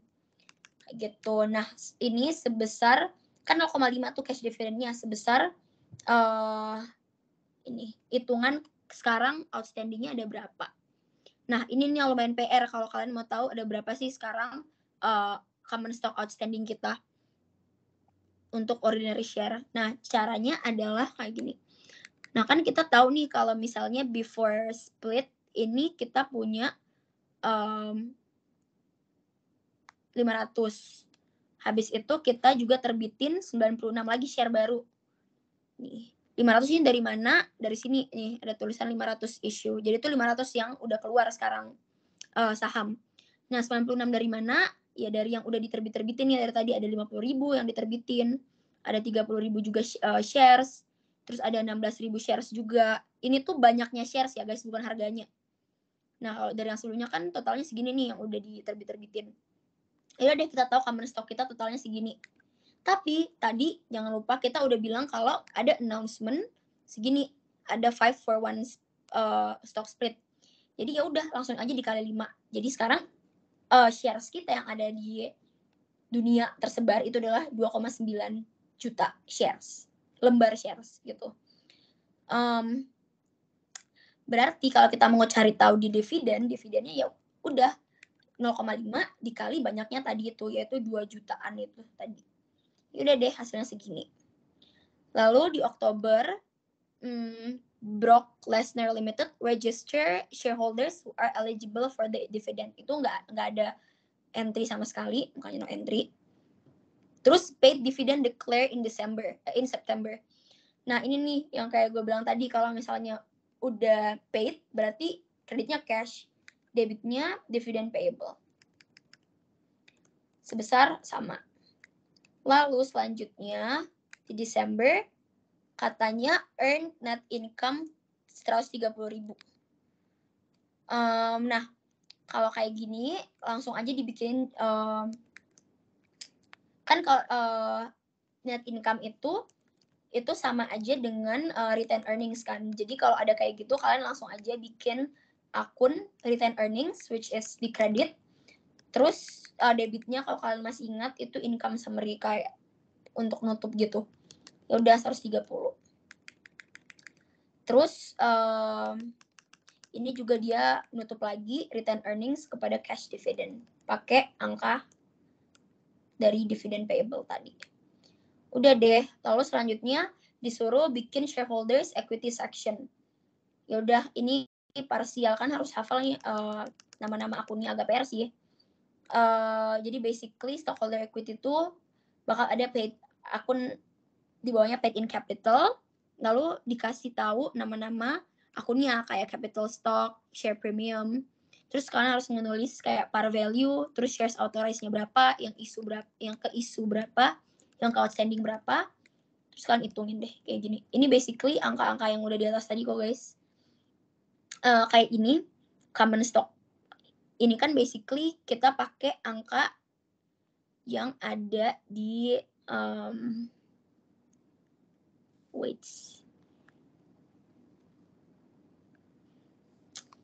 kan kalau ini itu tuh kalian pakai issue, kalian pakai angka yang udah di issue. Habis itu yang buat ini ya udah kalian pakai share premium aja, excess on par. Basically di atas juga kalian udah dapat informasinya. Lalu kalian taruh, jangan lupa ditambahin total pay in capital dan juga retain earning. Lalu jangan lupa kalian di akhir itu kalian kurangin dengan treasury stock. Karena kan treasury stock milik kita, bukan milik shareholders. Ya udah deh kayak gini. Ini kalian harus hafal ketiplek sih kayak the akun-akun. Kayak gitu. Ada pertanyaan nggak buat ini? Kalau nggak ada, langsung lanjut aja buat corporation yang selanjutnya. Ini soalnya banyak banget deh. Nah, buat problem corporation ini juga kayak tadi sih. Cuman lebih simple aja. Ini kayaknya gue mau skip aja. Kalau misalnya kalian ada further questions, bisa langsung tanya gue aja lewat line. Kita langsung moving on ke cash flow, karena cash flow agak PR sih guys. Nah, cash flow ini kalian kan ada dua ya, ada indirect sama direct cash flow. Tapi kalian pelajarin aja dua-duanya karena nggak ada kepastian juga. Depak bisa aja nyuruh kalian dua-duanya atau nggak satu, tapi most likely dua sih pasti bakal mintanya. Nah, mungkin gue bakal jelasin dulu cash flow karena pasti masih banyak yang bingung. Jadi cash flow itu basically untuk ngasih lihat cash di perusahaan itu ada berapa kan, inflow apa outflow-nya berapa gitu. Nah ada dua tuh metodenya, ada direct sama indirect. Nah the only difference between the direct method dan juga indirect method itu hanya di bagian operating activities. Kalau misalnya udah di investing dan juga financing itu tuh udah sama gitu. Nih kalau kalian mau lihat, ini tuh buat direct, ini di layar kiri gue. Kalau di direct itu dia basically ngelompokinnya berdasarkan cash yang kalian terima dari customer, supplier, operating expense, atau ini sih yang 3 yang paling yang paling sering gitu. Pokoknya basically dibagi-bagi gitu loh. Sementara kalau misalnya indirect itu tuh kalian langsung ngambil angka dari net income, terus net income itu ntar kalian adjust gitu. Jadi kayak lebih simple gitu deh, I would say indirect. Oke, nah buat ini sendiri, kalau buat operating activities, Nah kalau misalnya kalian gak mau paham the logic, kalian langsung hafalin aja. Kalau misalnya ada non-cash charge atau non-cash expense, seperti kayak depreciation expense sama patent amortization expense, itu tuh malah kalian add ke dalam cash flow kalian. Kenapa? Logikanya adalah karena selama ini kalau di balance sheet kita itu, kita tuh selalu ngurangin kan. Kayak misalnya gue punya equipment nih, equipmentnya harganya gue beli 10 juta. Terus over the year udah depresiasi, akumulasinya 7 juta. Nah sekarang gue hitung di balance sheet gue, harganya cuma value cuma 3 juta kan, karena harga beli tadi gue kurang dengan akumulasi depresiasinya gitu. Tapi di real life, di cash wise, cash gue itu nggak ada yang berkurang 7 juta. Pada dasarnya barang gue masih tetap, yang gue keluarin buat barang itu masih 10 juta dan gak ada duit gue yang berkurang karena dia udah rusak gitu loh. Karena itu sebenarnya depresiasi adalah non-cash item. Makanya supaya di-balance kembali, supaya dikasih normal, seakan-akan gak ada cash yang keluar, makanya ditambah. Kayak gitu. Nah, selanjutnya ada gains and losses. Nah, kalau ada loss, lo tuh tambahin malahan buat di operating activities. Dan kalau ada gain, malahan lo kurangin. Nah, sebenarnya logikanya ini tuh sama kayak yang sebelumnya. Karena loss atau gain dari disposal dari aset itu semuanya itu nge-involve the existence of depresiasi gitu kan. Jadi kayak let's say gue punya barang nih, truk gue itu harganya gue beli awal 10 juta. Nah gue jual tahun ini tuh udah 10 tahun, udah let's say udah berapa tahun gitu, dimana akumulasi deprenya itu udah 7 juta. Nah, book value-nya sekarang itu berarti 3 juta kan, udah gue kurang ini. Nah, terus gue jual seharga 4 juta. Nih, gue misalnya jual nih sales seharga 4 juta. Nah, gue tuh bakal catat di laporan keuangan gue kalau gue punya gain sebesar 1 juta. Karena ini gue kurang sama ini kan. Oke, gue senang nih gue dapat duit 1 juta. Padahal di aslinya itu ada gain dan loss ini karena ada akumulasi depresiasi kan. Karena katanya nilainya itu cuma 3 juta karena udah dikurang 7. Padahal itu bukan cash. Nggak ada cash yang berkurang dari situ. Nggak ada, itu tuh cuman depresiasi doang kan. Makanya loss dan juga gain itu dikasih kebalikannya, add dan deduct kayak gitu. Lalu selanjutnya kita ada juga di changes in current asset dan current liabilities. Kalau current asset itu misalnya dia naik, itu malah di-deduct. Pokoknya kebalikannya. Sementara kalau current liabilities itu sama aja. Kalau misalnya increase di current liabilities ya udah bertambah, kalau berkurang ya udah berkurang. Itu siapa yang nggak sengaja unmute? Tolong mute dong guys supaya ini. Oke. Selanjutnya kita moving on ke investing. Nah, kalau investing itu kalau purchase ya udah berkurang. ini basic logic aja sih, kayak kalau lo beli barang ya udah cash lo berkurang. Terus kalau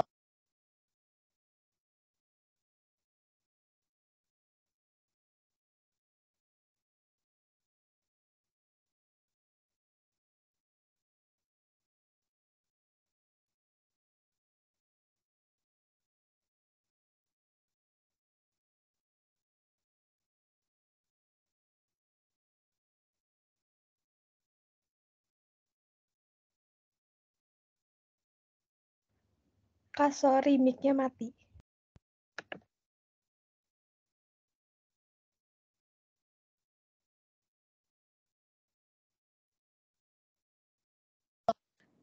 bejir demi apa sih guys? Dari kapan matinya? Baru sih, Kak. Oke. Yaudah gue jelasin lagi. Gue mulai dari financing. Jadi financing ya udah sih kayak issuance of ordinary share. Kalau lo nge-issue saham ya udah pasti lo dapat duit kan karena orang beli saham lo. Terus kalau ada kata-kata payment, repurchase, ya udah itu pasti berkurang duit lo. Keluar ada cash out karena lo ngebayar. Ada payment dan juga lo ngebeli ulang atau repurchase gitu. Terus ini juga kayak pakai logika aja sih, issuance, lo dapat duit, terus kayak payment, duit lo berkurang. Gitu aja sih for starter. Oke. Selanjutnya kita Kak, langsung. maaf. Iya, kenapa? Halo Kak, mau nanya, boleh diulang lagi nggak yang gain or loss itu kenapa bisa yang loss malah nggak add cash, yang gain malah ngedidak? Boleh diulang Kak? Oke, boleh. Kayak gini logikanya. Sih, Kak. Ya, jadi kayak gini. Let's say gue tuh beli truk nih. Gue ulangin lagi deh. Let's say gue beli truk nih. Nah, pas gue beli truk, itu harganya 10 juta. Dan beberapa tahun setelah itu, gue tuh mau ngejual truk gue. Tapi didasarkan buku gue, truk gue itu udah ada akumulasi depresiasinya sebesar 7 juta.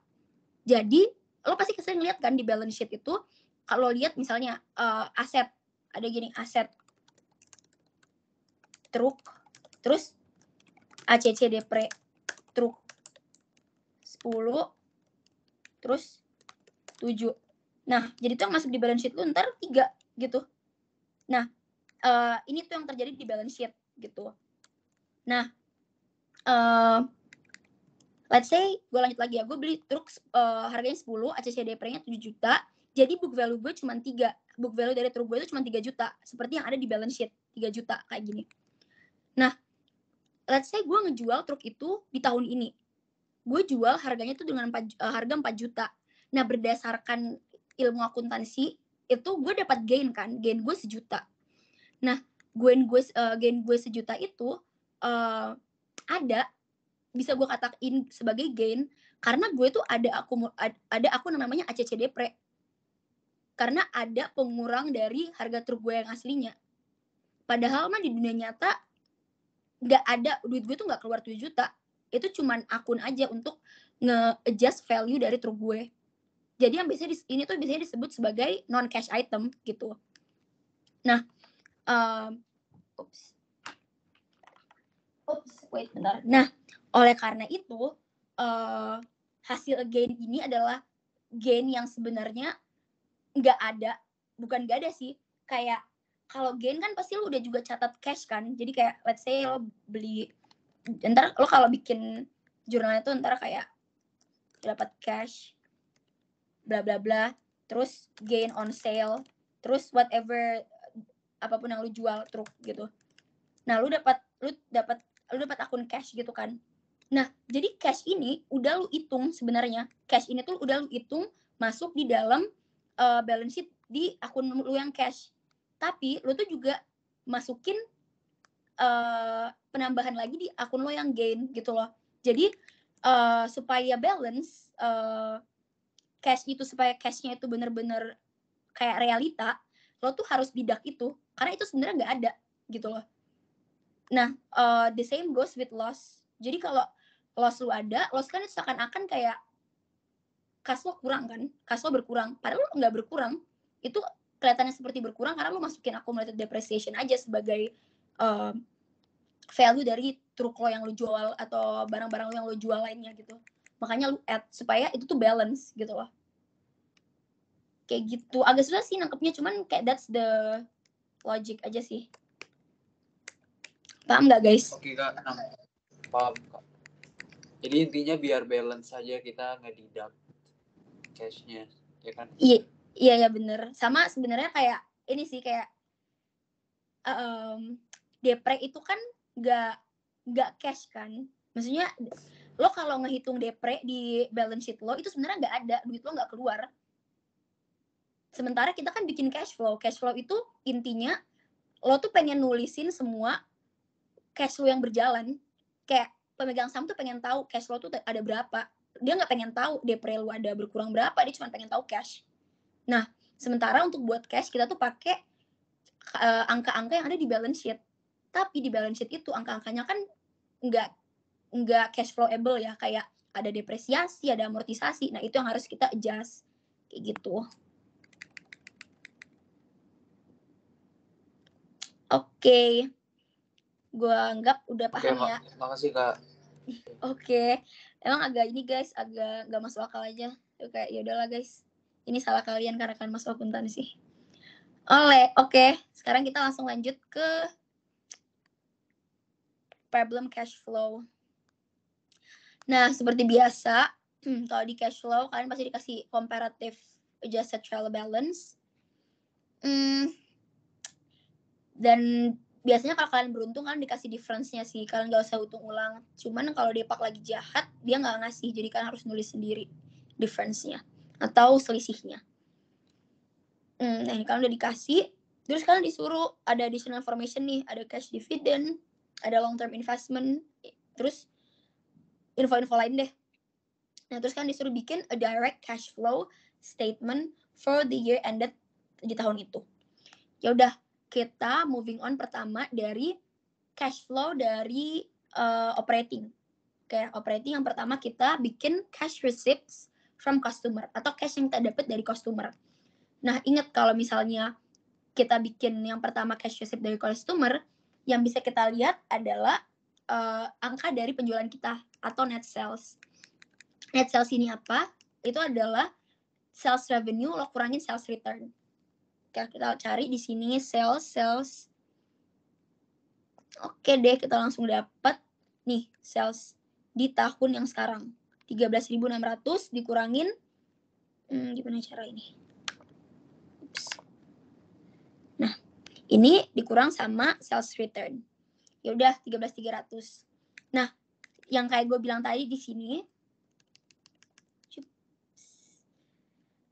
ada changes in current asset dan current liabilities kan yang gue bilang tadi di sini, apakah di add atau di deduct. Di sini ada nih account receivable kita increase. Kita lihat nih account receivable kita kan di tahun awal 1.300 doang nih. Wait. Nah, account receivable kita dari awal cuma 1.300, tahun depannya jadi 1.900. Oleh karena itu logikanya kalau misalnya kalian lihat dari sini aja ya, kalau changes in current asset itu increase, berarti kita nge-deduct. Kalau decrease kita nge-add gitu. Karena ini increase, ya udah kalau nge-increase langsung di minus aja, the change gitu. Cuman logikanya tuh kayak gini. Kan kalian menjual nih. Terus ternyata account receivable kalian itu naik. Berarti orang-orang itu nggak ngebayar cash dong. Mereka semua tuh ngutang. Mereka nggak punya duit. Dari mana kita tahu? Karena AR kita naik. Bukan turun. Kalau turun kan berarti penjualan kita pada cash nih, berarti cash kita bertambah kan. Nih sekarang kita lagi bikin cash flow kayak gitu. Nah, karena increase ya udah kita kasih minus 600. Ya udah kita dapat nih cash receipt from customer 12.700.000 dikurang aja. Selanjutnya kita bikin cash payments to suppliers. Kalau ini adalah cash yang kita keluarin untuk ngebayar supplier. Kan kita ngejual barang, pasti kita juga membeli barang dari supplier kan. Kayak dari mana? Kita lihat dari cost of goods sold. Kita lihat COGS di tahun kita ini sebesar 6.300. Oke, 6.300. Ini kalian ingat ya kalau kayak COGS, net sales itu kalian lihat di tahun yang berjalan. Kalian nggak usah lihat change-nya gitu. Change-nya antar habis dari COGS kayak inventory, AP itu increase atau decrease kayak gitu. Nah, habis dari COGS kita udah tahu, sekarang kita cari tahu nih inventory-nya gimana. Kalau kalian tanya kenapa inventory, ya logikanya aja kan kita ngebeli inventory dari supplier kan. Cara cari taunya ya kita ngelihat angka inventory kita gitu. Inventory kita lihat di sini naik, increase.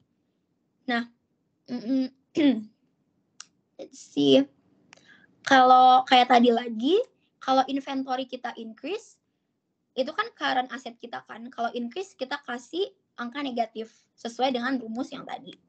Tapi logikanya lagi, kenapa ini increase? Kenapa increase malah kita kasih negatif? Karena kalau misalnya inventory kita naik, berarti kita membeli barang dong.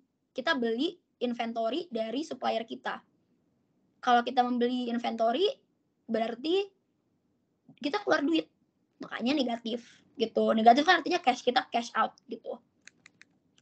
Nah, sekarang accounting payable. Account payable. Kita ngelihat account payable kita mana ini. Ternyata no difference nih, nggak ada perbedaan kayak gitu. Tapi kalau account payable kan maksudnya current liabilities, dia mau naik berarti positif di sini, negatif kalau turun berarti negatif juga gitu. Beda sama current asset yang tadi. Oke, berarti cash payments kita to supplier di tahun ini adalah 7.200.000 negatif karena kita keluarin duit terus gitu. Lalu selanjutnya ada kita bikin cash payments for operating expense. Ya udah, kalau ini tuh kalian nggak ada increase atau decrease, langsung aja kayak naruh semua all the expense. Kalian lihat aja nih di, kalau tips gue, kalian lihat di trial balance, terus kalian ngelihat all the expense kayak salaries, rent, utilities, prepaid, terus let's see ada expense apa lagi, dan salaries. Depre kan nggak masukin ya guys, itu nggak kalian masukin, ingat. Lalu kalau udah kalian langsung taruh aja semuanya negatif gitu, karena kita ngeluarin duit untuk itu, namanya juga expense. Lalu selanjutnya kita bikin cash paid for interest expense. Nah, kalian tuh harus bedain, jangan masukin di sini depre dan juga interest expense dan juga tax expense. Itu bakal dibikinin other segmentation aja. Ya udah, selanjutnya interest expense langsung taruh aja 600 sesuai dengan ini. Lalu cash payment for income tax langsung aja taruh di sini sebagai negatif. Sama ini ada income tax payable decrease. Nah, ini tuh kadang ada di soal, kadang enggak. Kalau misalnya soalnya, kalau kalian lihat di soal kalian ada, berarti kalian masukinnya ntar di cash payments for income tax. Dan ini juga dilihat decrease or increase-nya. Kenapa? Karena kan ini payable ya. Ini tuh masuknya di utang, masuknya di current liabilities. Ya udah, kalau misalnya dia turun, ya kasih negatif juga. Kalau dia increase, kasih positif gitu. Logikanya di balik sini adalah, ini kan income tax payable ya. Utang yang harus lo bayar mengenai penghasilan lo, pajak penghasilan lo. Kalau itu decrease, berarti utang lo berkurang. Kok bisa berkurang? Berarti lo bayar utang lo yang sebelumnya. Ya, duit lo keluar gitu. Ya udah, habis itu kalau udah semua, kita bikin net cash provided by operating activities. Dari mana ini? Kalian tambahin aja semua. Ini, tambah ini, tambah ini, tambah ini, tambah ini. Udah deh. Kalau misalnya plus, berarti kalian jangan lupa nulis di sini net cash provided by operating activities. Berarti kalian kayak dapat net, masih ada dapat net cash gitulah dari operating activities kalian. Tapi kalau negatif, kalian ganti namanya sih jadi net used by operating activities. Jadi duit yang keluar untuk operating activities gitu. Lalu selanjutnya kita moving on ke cash flow from investing activities. Nah, kalau cash flow itu sendiri, cash flow investing itu basically involving any activities yang kayak equipment PPE purchase. Jadi kayak ngebeli land, ngebeli building, atau the disposal atau the sale of it. Kayak misalnya dia ngejual equipmentnya dia, ngejual tanah, ngejual bangunan, gitu-gitu tuh masuk investing. Nah, jadi kalian jangan lupa nih lihat-lihat di additional information karena suka tuh di sini ada nggak katanya no fixed assets were sold during 2023. Tapi there is additional fixed assets that were purchased with cash. Oke, berarti kalau misalnya udah dibilang ini with cash, bukan kayak credit or anything, berarti kita harus masukin itu di dalam investing activities kita. Gimana caranya? Kalian lihat di sini.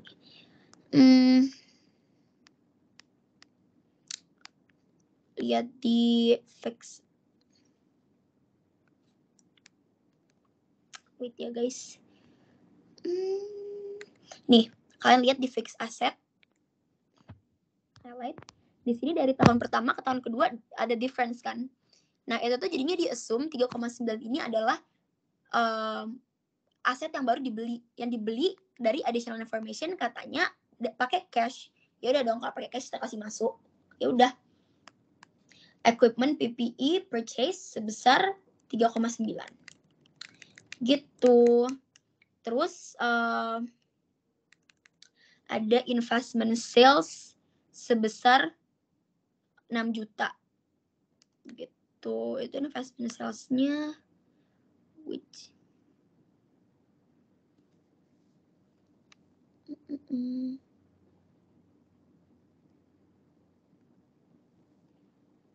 Mana ya?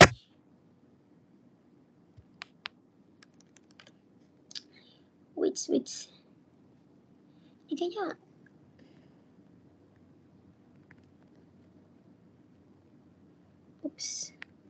habis itu kita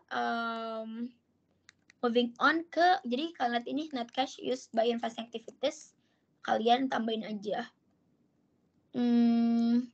Ini positif, harusnya ini net cash used sih, bukan provided.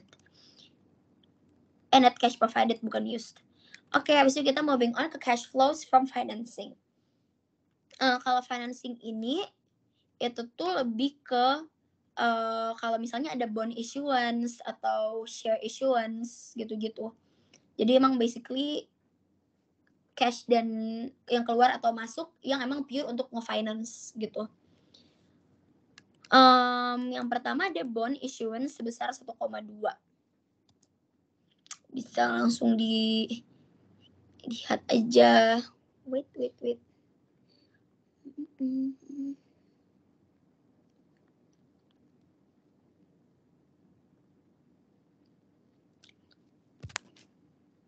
Mana sih kok hilang? Nah, ini. Bonds payable kalian lihat di sini itu ada difference juga tuh. Berarti tahun itu tuh ada bond issuance karena naik kan. Ya udah kalian taruh aja. Jadi tambah di sini karena itu artinya ada cash yang masuk ke kita. Terus ada long term loans payment. Itu ada di long term loans.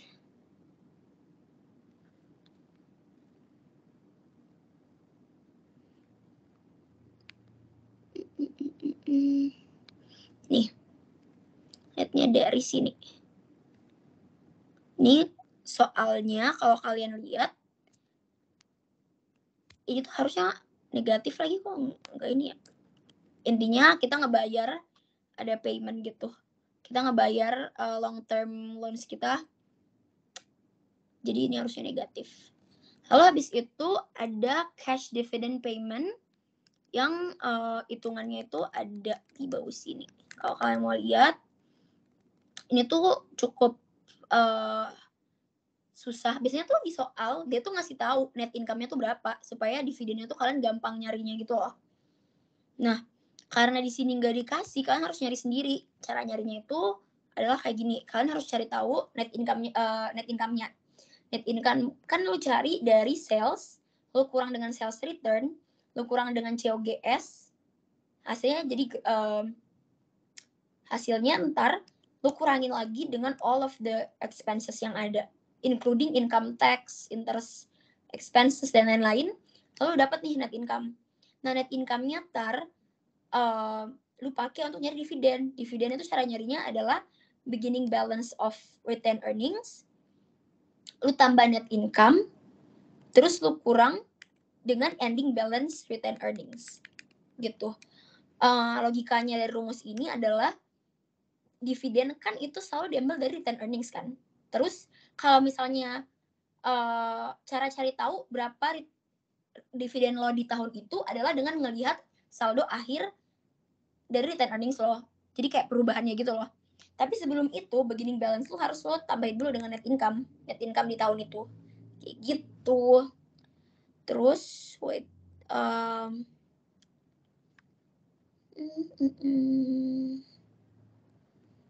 Beginning balance-nya kan lo udah tahu dari sini nih.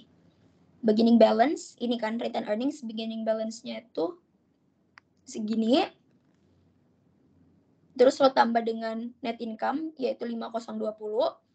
Terus lo kurang deh dengan retained earnings ending balance-nya.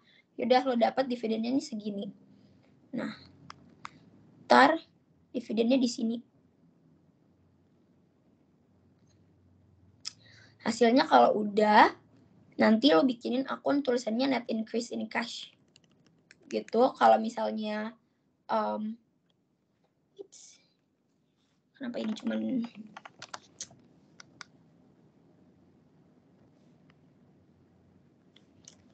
ini salah deh.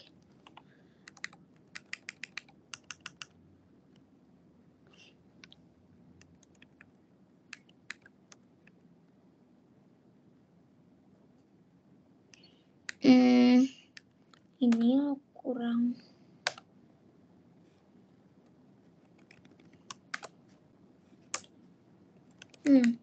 Oke. Bener sih. Jadi untuk cari the net increase in cash, jujur ini salah lagi mojakonya.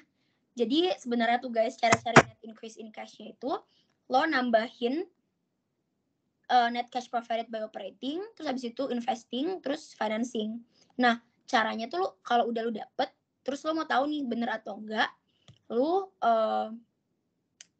cari aja. Lo lihat kan, lo kan tadi di cash flow dikasih tahu tuh ada cash yang lo pegang sekarang di ending dan juga di tahun sebelumnya sama tahun sekarang kan. Nah, kalau lo mau tahu, ini kan udah dikasih tahu nih cash at the beginning of the period 1,6 dapatnya dari sini. Lalu cash at the end of the period dapatnya dari sini. Nih. Kalau misalnya hasil dari ini kalian, net increase in cash, hasil dari kalian tambah-tambahin itu semua, kalau misalnya kalian tambahkan sama net at the beginning of the period, itu hasilnya bakal sama dengan cash at the end of the period, berarti kalian bener. Gitu. Nah, ini tuh di Excel-nya, dia tuh langsung aja ini dikurang ini, dibalik aja rumusnya. Tapi kalau misalnya ini, ditambah ini, bener juga sih, sama aja sih. Oh, berarti dia bener sih. Oke, maaf Mojako, tapi dia bener kok. Jadi, lo tambah ini sama operating activities, itu kan net increase in cash di tahun itu. Kita mau lihat apakah itu udah bener dengan cash yang kita pegang. Ini, which is cash yang kita pegang itu ini. Ya udah, cara cari taunya adalah cash yang kita udah hitung tadi itu kita tambah dengan cash yang at the first period yaitu 1,6. Hasilnya sama nih. Ya udah, berarti cash flow lu balance. Ya udah deh. Wait guys, ini tuh udah bener sih. Oke, itu sekian buat cash flow-nya. Ada yang mau bertanya nggak guys mengenai cash flow? Gue tahu ini sangat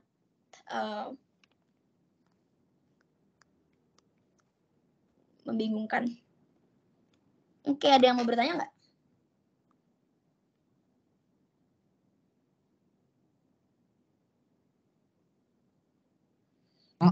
Untuk bank payable-nya berkurang kan, Kak? Apa? Untuk bank payable-nya Wait ya. Bank payable. Iya, Kak. Wait.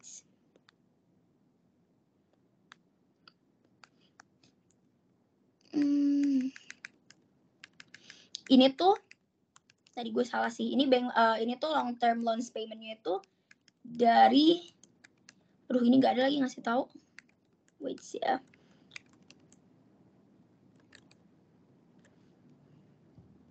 Wait ya.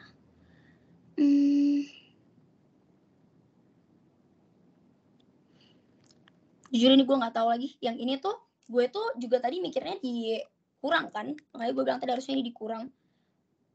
Karena enggak deh guys, udah bener kok. Ini tuh harusnya long term loans aja. Nggak usah ada payment-nya. Kenapa? Karena enggak deng, bener lu.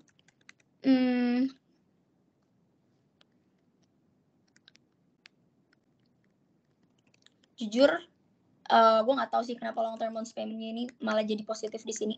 Makanya tadi gue mikirnya cash-nya itu ini tuh salah, makanya dia juga langsung ngurangin. Cuman ternyata balance.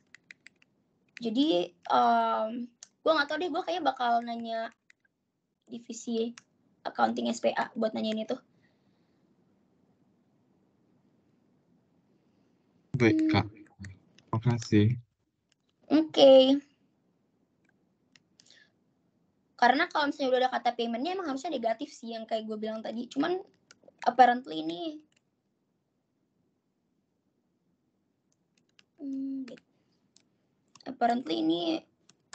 ini aja. Ya lagi. Oke. Buat yang tadi juga gue bakal tanya dulu ke Mojako-nya. Soalnya ini juga jawaban dan soalnya ini gue ambil dari Mojako semua langsung. Oke, ada yang mau bertanya lagi nggak mengenai cash flow ini?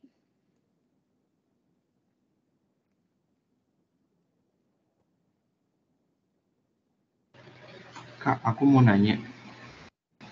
Apa tuh? Ini yang aku tadi kurang dapet sih yang cash flows from investing activities. Yang untuk equipment yang PPE purchase itu gimana ya 3,9? Jadi kurang paham. Oke. Jadi kan kalau misalnya purchase di investing ini, kalian itu harus sering-sering ngeliat di additional information-nya. Nah, di sini tuh additional information dibilang katanya no fixed assets were sold during 2023. Tapi dia bilang lagi, tapi there is additional fixed assets that were purchased with cash di 2023. Jadi dia nggak ngejual, tapi dia ngebeli. Berarti kita tahu ini there is a cash outflow dari investing kita kan. Tapi kita nggak tahu berapa. Nah, cara cari taunya adalah kita lihat aja di bagian fixed asset. Nah, fixed assetnya kita lihat nih. Oh, awalnya fixed assetnya itu di 31 Desember 2022 cuma 3,1. Tahun selanjutnya bertambah jadi 7 juta. Ada difference-nya 3,9. Jadi kita assume itu adalah harga dari equipment yang dibelinya pakai cash. Gitu. Oke, Kak. Thank you. Oke. Ada lagi?